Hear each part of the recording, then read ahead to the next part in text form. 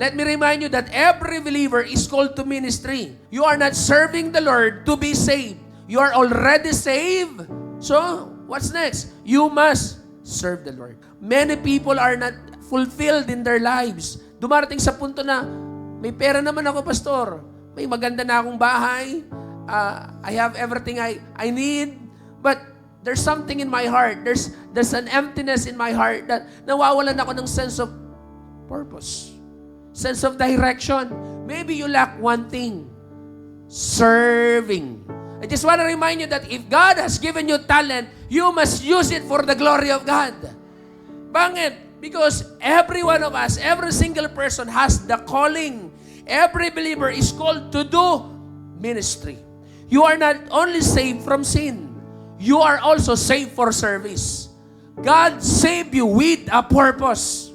Marami sa atin are looking for a special talent. No. Kung ano talent meron ka, dyan ka gagamitin ni Lord.